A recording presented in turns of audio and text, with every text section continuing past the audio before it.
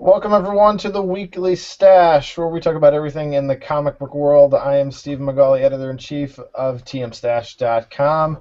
With me, as always, Ed Garrett and Joseph Gagel, two head writers at TMStash.com. How we doing, guys? Good to see you. How's it going, guys? It's been a very exciting week leading up to Comicon. Didn't think we'd get this much news dropped a week before Comicon, but wow, Marvel really decided to just open up a can of worms and go on some morning talk shows, of all places, to announce that Thor is going to become a woman because Thor has been rejected by his hammer, and Captain America is going to be an African American. Sam's going to take over. So Marvel's diversifying its catalog greatly, and I like what Ed had said earlier. You said that we kind of saw precursors of this in some of our other indie comics, and all of a sudden Marvel's on board with diversifying their category. So I'll let Ed. Why don't you elaborate on that a little bit, because you could explain it better than I could. What we've got, especially with the big two, is 50 to 75 years of mainly straight white guy heroes. And if you really want to have a goal of diversifying your characters, which is a very laudable goal, especially since we're trying to reach out to more people with comics, it's really hard to come up with a whole bunch of new characters and make them popular. The best thing to do here is to take some of your legacy characters and to hand them over in a way that makes sense to characters that are good. And then the challenge is just, can you write good stories? Over at DC, Wally West has been reintroduced as biracial. We still haven't seen a lot of his character yet, hoping to see more. But certainly it's garnered a lot of interest, even though it's garnered a lot of controversy. But I think it's a very good step. And with, Joe can certainly talk to this more than I can, but with Falcon, it certainly makes sense for him to become Captain America. And I'm waiting to see what happens with Thor now that they're going to go as a female Thor. It's certainly going to give it a lot of interest, and I'm hoping there'll be some good stories. So, Joe, why don't you give us all the details, since you are really heavily invested in this? Well, I really completely agree with everything Ed just said. It makes a lot of sense. Thor right now is in an original Sin storyline, and I'm sure coming out of that, or even the events of Axis, something will happen that will make the Hammer reject him. And we've seen like we said earlier, we've seen the the Lady Thors and all this, and they've said that this is not going to be a Lady Thor. This is going to be somewhat permanent. I've personally had these feelings as they've been decided to kill off Wolverine and strip Captain America of his powers, that maybe we're seeing a shift of mantles and characters changing things around, and they've supported my theory with this, and with the replacement of an all-new Captain America with someone who I think, like you said, is dead on for it. These guys have, even in the early days of Captain America, there were Captain America and Falcon books. These two have fought together for a long time, and it only makes sense for this guy to take up the mantle, because even I kind of got the feeling in the issue where Steve Rogers loses his powers, Falcon kind of swoops in with almost like a best friend, get away from him, I've got you. So it's it really feels right, and I've seen not too much negative response on it, because it's it's not like you're turning Captain America black, you're not turning Steve Rogers black, you're just passing the mantle on, kind of like we talked about pre-show with John Stewart and the Green Lantern, how you're not just turning a character and erasing that character, you're just passing on a mantle to a different person, and sometimes it just works out and it makes complete sense, and I'm nothing but excited about this change. It's cool that Marvel's mixing it up. I'm happy to see that they're making bigger paradigm shifts, as opposed to killing off a character like they have so many times. I know we've talked about that in the past. How they've quasi killed characters off. I think this is a cooler paradigm shift, in my opinion, to see them passing the mantle on to someone who's deserving of that power. and in the process diversifying the catalog and seeing a predominant African American figure in a comic book is amazing to finally see. And like what Ed said, was it's been a completely white man's world, sadly enough. And Thor as a woman was a little bit more of a change for me, to see Thor rejected by his hammer, just because Thor. I mean, the whole idea of Thor came from, ancient mythology. I mean, this isn't something that necessarily even Marvel created. All of this is really based off of ancient Greek mythology. So that is a huge paradigm shift as far as I'm concerned, to see them kind of go against this ancient Greek mythology that this whole series is based on. And now they're coming up with a new character, and I'm not even so sure who she is, and I don't know that we've been given much detail as to who she is and how she gets this power, or if they'll find some way to link it back to some form of Greek mythology, the way Thor is really created from. So that's, to me, the more kind of interesting thing. I'm glad to see what Captain America did. I think, like you said, it's spot on. It's like the right thing to do. But I'm more interested to see how they're going to go about Thor and introducing this female character that is going to take hold of the power of the hammer. So only time will tell there. Ed, Well, you seem like you're deep in thought. By the way, not to be too picky on this, but it's actually Norse mythology we're talking about here. Well, I'm sorry. That's okay. I failed that in college for a reason. I just thought I'd say that before we started getting comments in the comment section there. But it will be interesting to see what happens here. And there's some playing around. Actually, over in DC, they are playing with Greek mythology, with Wonder Woman taking over the God of War role from Ares. So there's certainly been a lot of playing with a lot of different mythologies at both of the big two. And to kind of go along with Joe, did you have something? I was just going to say, to go along with those things, we do know that these characters are not only going to be here to stay for a minute, but they are going to be featured in other things, because they've also announced the Superior Iron Man, which is only shares the name of the Spider-Man because of the popularity. It has nothing to do with Dr. Octopus or a Mind Swipe or anything like that. But he's going to be relocating with a more superior advanced armor to San Francisco and be featured with the likes of Angela, Deathlock, Medusa, Scarlet Witch, Doctor Strange, Ant-Man, Winter Soldier, Inferno, and these new Captain America and new Thor in what they're calling the Avengers Now initiative, which is, I assume, their way of shifting these new characters into the front line and really getting behind them and giving them like a new story. And like in that list I just read, there is a very diverse group of characters in there. Very, few female characters. You've got a new Deathlock series coming out as well to boost that. So they're really backing these characters, and I think they're going to push them forward for not just 6 months. And that's just the tip of the iceberg. I mean, that's the week before Comicon. Yeah, so they've really thrown the gauntlet. All the nuts and bolts of what Comicon's going to be. So.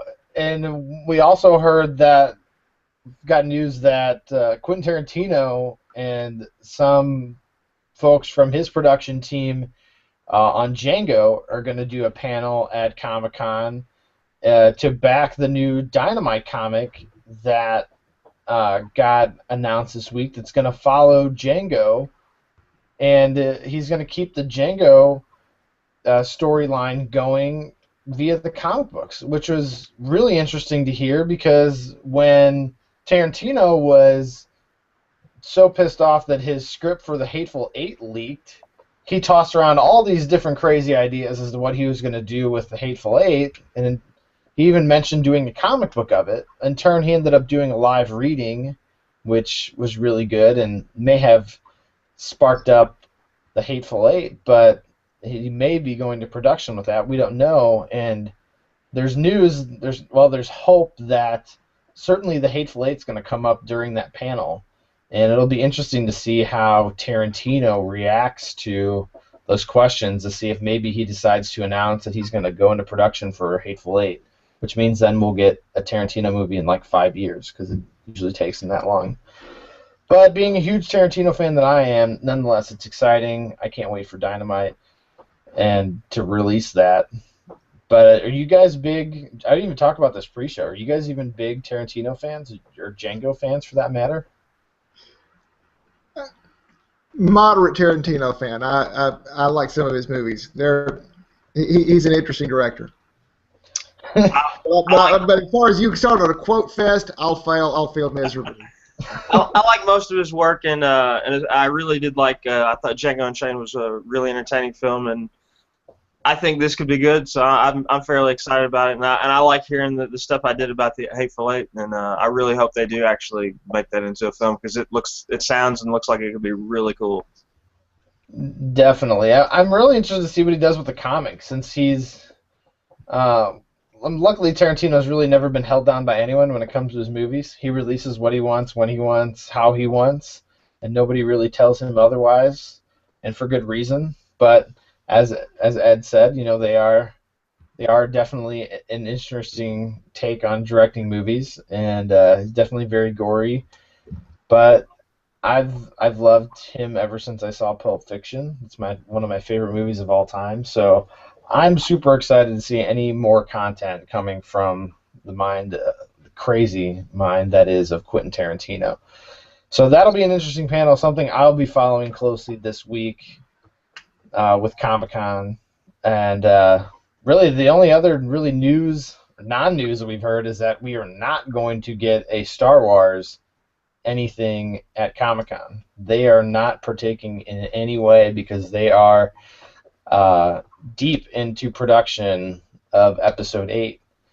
So, or Episode 7. So that's the only really pre-disappointment, but at least they've kind of set that standard going forward that we are not getting anything regarding Star Wars. So that's a little disappointing, but lots of other things to look forward to. Well, in the comics world for Star Wars, of course, Dark Horse is still in the last year of its contract, and they're winding things down right now. So you're probably not going to hear a lot about what Marvel's doing with it for anytime soon. Still a shame not to hear more about the movie. For DC coming up this week, there's going to be Batman Day. We're coming up on the 75th anniversary of the original Detective 27, way back when Batman was first introduced. And this Wednesday, there are going to be free copies of a special edition of Detective 27 that will include a reprint of the original story of the Chemical Syndicate, and along with some other things in terms of like a reimagining of the story and several other items. And then Saturday, there's going to be available a variety of Batman masks from several eras of Batman, including the Adam West version, the Frank Miller Dark Knight Returns version, the New 52 version, the original Bob Kane, Bill Finger version, and a Batman cape. The thing that interested me on this free edition of Detective 27 is they made sure to credit Bill Finger. And that's been a big controversy over the years, with Bob Kane basically claiming all of the credit when Bill Finger had so much to do with the original creation of Batman's costume and a lot of the other characters that were involved. So it was very, very nice to see that. This past week in DC, the other thing that's going on real big is Robin Rises. They're getting ready. We don't know if the end of this is going to be that Damian comes back or not. We know there will be a Robin at the end of this. Whether it's Damian or not, who knows? But they have found the body. The only problem is Ra's al Ghul had hidden a shard of the Chaos Shard in Damian's coffin, and Glorious Godfrey of Apocalypse came in, claimed Robin's casket, and took it off to Apocalypse with him. So now for Batman to find Damian, he's got to go all the way to Apocalypse, and now he once again has hope that Damian can be revived because the Chaos Shard has that ability. So he's pretty much lost all common sense, and he is determined to go even if the Justice League tries to stop him from going. And that looks to be part of the plot from the upcoming Batman and Robin that's coming up this week. That series has been undergoing a variety of guest characters where it's Batman and fill in the blank. This week it's back to being called Batman and Robin, so this is going to be interesting. Well, we'll have a wild week there, and of course the big announcements will probably come at Comic-Con for DC. Do you have any guesses, Ed, as to any out of this box? We haven't gotten just as a precursor. We haven't gotten any press releases as of right now. Any precursors as to what we're going to see from Comic-Con. So everything here is just gesture on our part. So do you have any wild guesses, Ed, as to what we may see at Comic-Con? I am hoping that one thing we will see will be an announcement on Secret Six. We haven't had an official announcement on what Gail Simone's going to do next, and she certainly has left enough clues out there that that's what it looks like it's going to be. I think we'll probably see some more things about the upcoming Flash series. They have cast Captain Cold earlier this week. Past that, there's been a lot of talk about what's going to happen in 2015. That's the 30th anniversary of Crisis on Infinite Earths, which was the first major shakeup of the DC universe they had done. And we don't know. We know that the Anti-Monitor is out there. We know there's a potential for this, and it seems like there's a lot of plans that seem to point toward April of next year. So I hope there will be some clarification of that. Don't know if they'll really release that at Comic-Con or not, but that would be very cool if they did. I would be interested in seeing if they do something more with Arrow, the TV show at Comic-Con. I could see a panel popping up with them, maybe some new additions to that. I bet we see more of Flash. I think you will see more Flash for sure, and probably some Arrow later there. That's happening. Yeah, I think you can count on that. And any of you who are going to San Diego Comic-Con, keep in mind there is a nice little San Diego Comic-Con app for your iPhone and Android. So be sure to download that if you are headed. That has directions to everything and tells you where all of the panels are happening all over San Diego. Fortunately, we're not going to be there this year, but my wife wants to go very badly. So that bodes well for me going to Comic-Con here, possibly next year. So I want to try to swing that. So we'll see how that goes. But Joe, what do you have? Do you have anything from Marvel as far as Comic-Con goes, or do you have any predictions as to what you think we may see?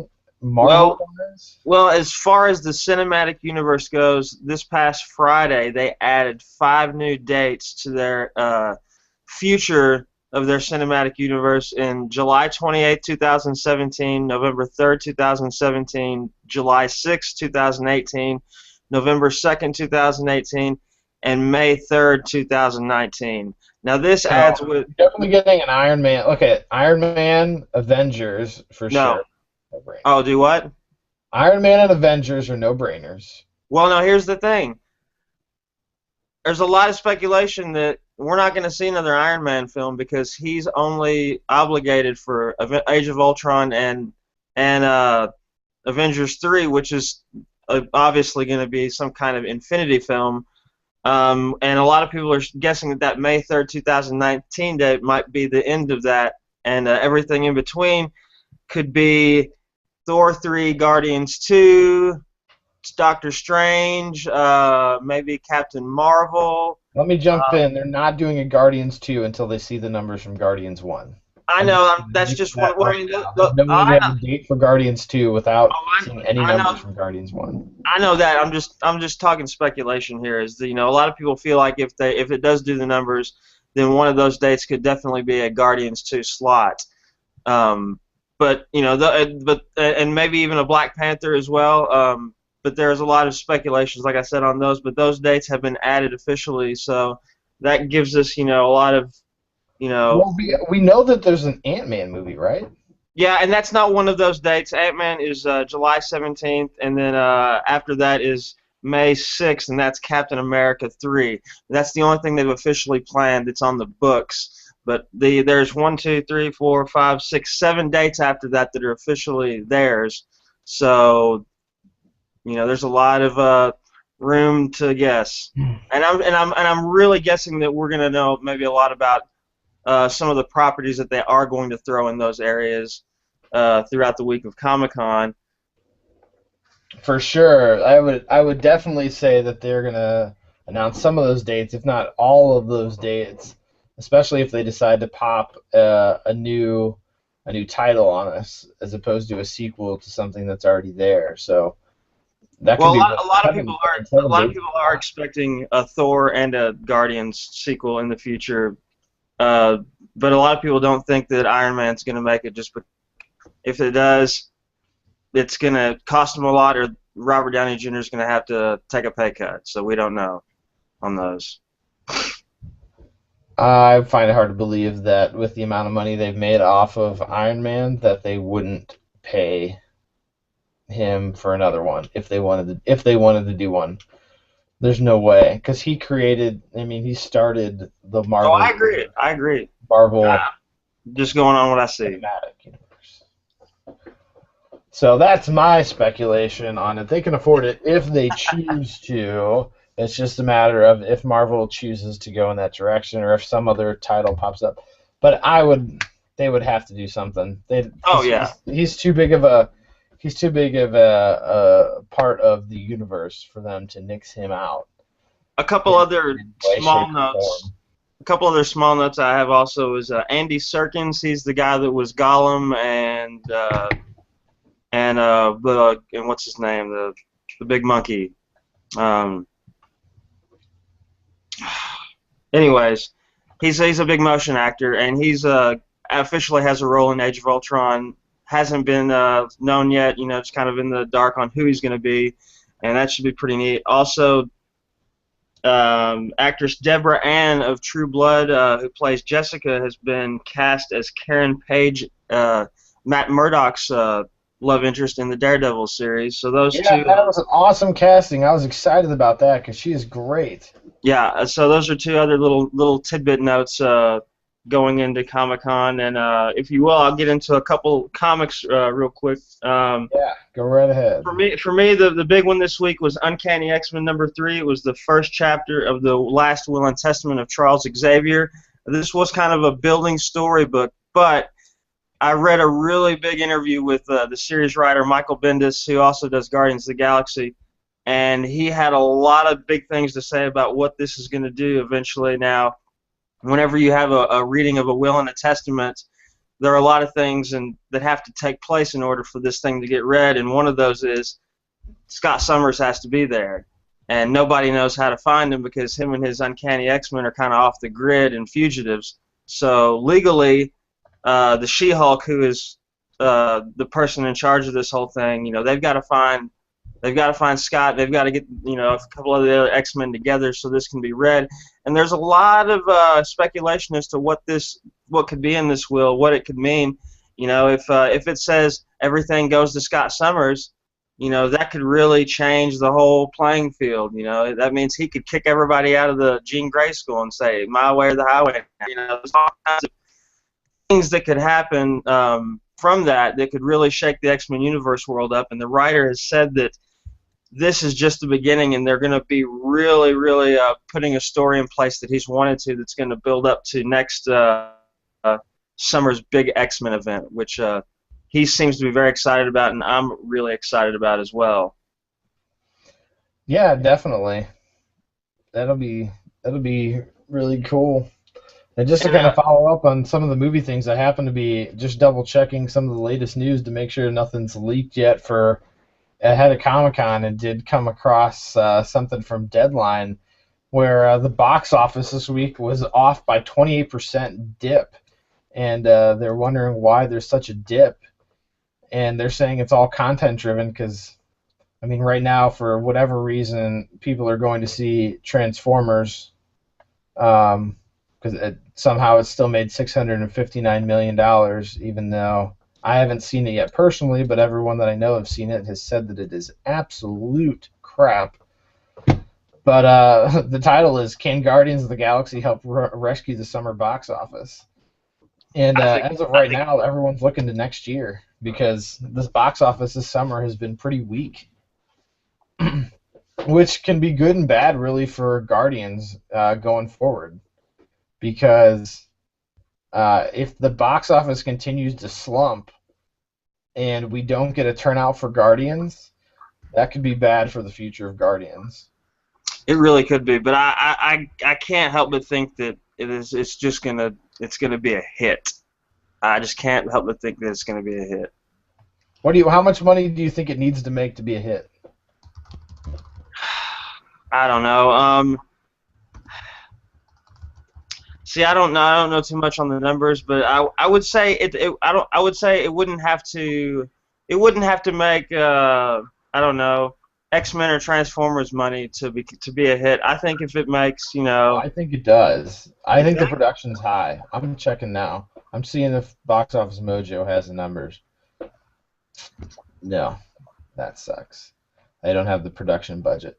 I would be willing to bet that production budget for this film was over 100 million, and based on they have a deal with Subway now that they're advertising through. They've been advertising on TV for 4 months, 3 months, off and on. Um, I'd be willing to bet that they have over 350 million into this movie, and that they are looking for 500. They're looking for Transformers money, for real. With Transformers, they just said it's budgeted internationally to go over $1 billion, and I bet I, they're looking for at least 500 million for it I to be will I successful. will say this: the current trend this year has been international market, and that's probably what they're going to bank on is the international market pulling most of that weight because, as the summer Hmm. numbers have suggested, people in America really don't go to the movies as much as they used to. Well, it's been People a over down year, and that's kind of what Deadline was hinting at. It's 28% low. Well, internationally, it's doing fine, and most of the money for Transformers is coming internationally. And what they're just saying is that the content this year hasn't been good enough to get the American market to go to the movie theater. And they're saying they're looking at next year, which if you look at next year, April 3rd, Fast and the Furious, then the Avengers Age of Ultron, Fantastic Four, Jurassic World, Ted 2, Minions, and Terminator. So those are all $500 million plus movies at the box office, no problem. Every single one of those movies. If not, I bet you more than half of those movies, well over $1 billion. Especially uh, Avengers and Minions could be $1 billion movies Yeah. yeah. next year. So compared to this year, to where we have Transformers miraculously making $1 billion out of, we had X-Men at the beginning of the year, which did well. I don't think it reached $1 billion, but yeah, it's been a down summer, but the main point of what I was trying to bring up is I really hope that this U.S. down market doesn't drag down the Guardians numbers. Because if the Guardians doesn't make some bank, then it could be trouble for that franchise. I'm willing to bet the opening weekend might not be what everyone thinks, but I think after the first weekend, everyone hears how good it is. I think over the next course of the next few weeks, more people will go to see it. And I could be wrong, it could be a huge hit over the first weekend. I think they've been promoting it very well. You see, almost weekly, you see new TV spots.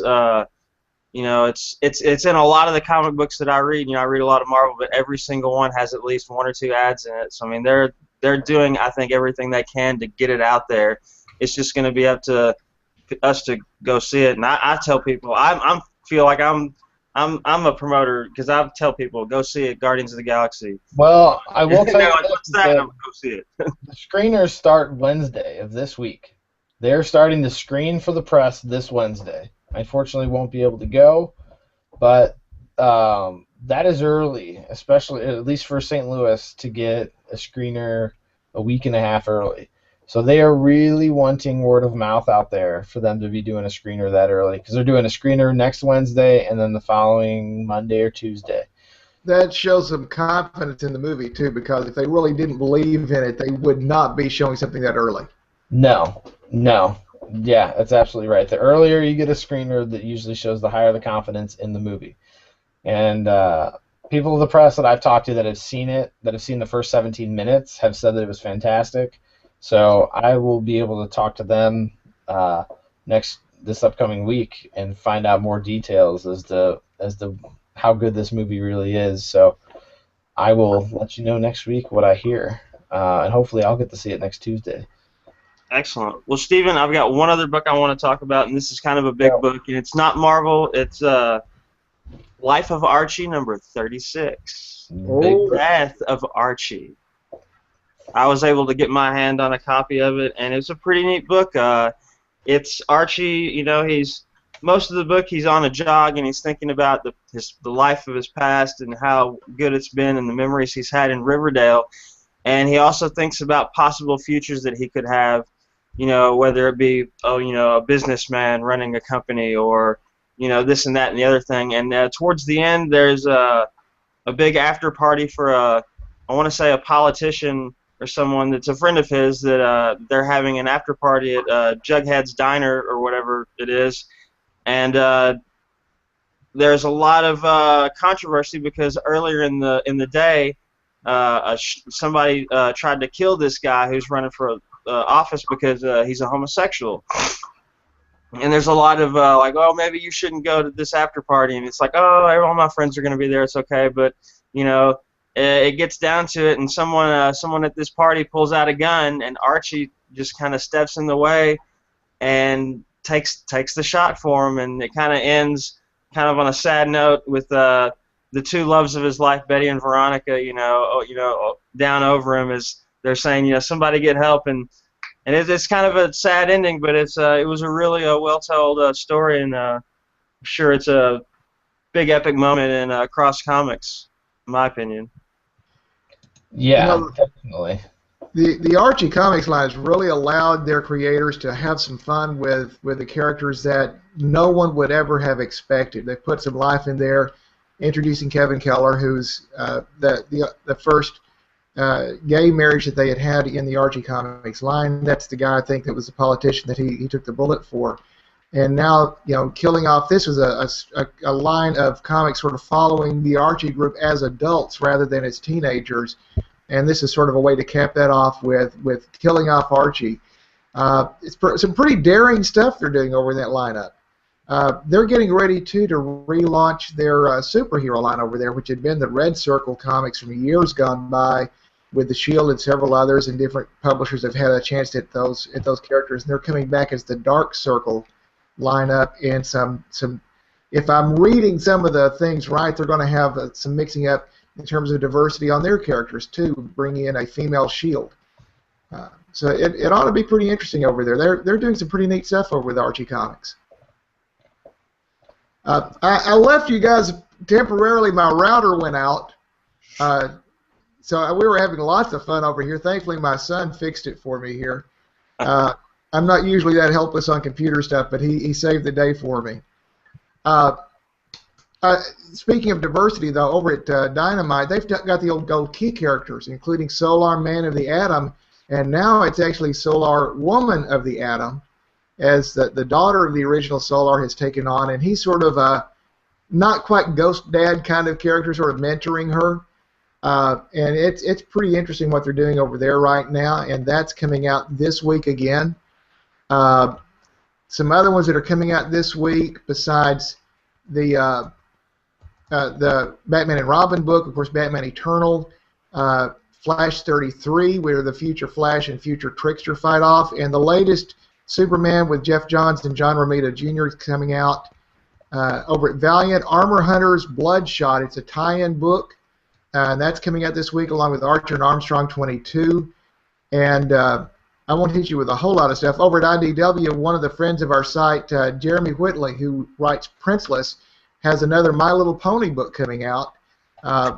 And over at Action Lab, where Princeless is published, Zombie Tramp #1 comes out this week. This is one that we've been watching for some time. This is actually one of their best sellers at Action Lab. And it's got an insane premise, but it's going to be wild as Zombie Tramp is in Vegas, so nothing bad can happen there. And then at Titan Books, they have taken over from IDW the Doctor Who franchise, and their first books for Doctor Who come out this week. There's a series following the 10th Doctor and another series following the 11th Doctor, sort of placing them in some continuities after famous companions, like the 10th starts out after Donna Noble, and introduces some new characters. And the 11th one starts out during the time that Rory and Amy are off on their honeymoon. It ought to be pretty cool. And of course, any Doctor Who fans will go nuts for that, seeing what they're going to do. The 10th Doctor is illustrated by Elena Casagrande, who is a wonderful, wonderful artist, and just what we've seen of the advance looks really cool. So that's some of the big news coming for this week, besides what's going on at Comicon. Joe, anything else you got this week? This week we got a big week for Original Sin. It goes on in Original Sins number 4. The Thor and Loki 10th Realm story continues with part 2. Daredevil number 6, Deadpool 32, the story of his long-lost daughter continues. Mighty Avengers number 2, and the biggest Original Sin of the week will be Amazing Spider-Man number 4, as we finally get into the story of the woman who was bitten by the same spider as Peter Parker. So that should be the one that they're probably a big one next week overall. A few others we have Storm number 1. She finally gets her own series. That ought to be pretty neat, I think. Deadpool versus X-Force number 2. Wolverine and the X-Men number 6. And the 100th anniversary of Marvel issues continue with the Avengers in 2061. Awesome. Lots coming up with some comic books. Most importantly, Comic-Con this week. While unfortunately none of us could be there, we, fortunately enough, easier to cover from at home, where we have access to all the press releases that just get dropped in our lap every day. So we will still have full coverage of Comic-Con every day, so please stay tuned to TM Stash, and we will keep you up to date on all the news. But thank you so much, everyone. You guys have a great night. Keep reading the Stash. Enjoy Comic-Con. Good night. Later.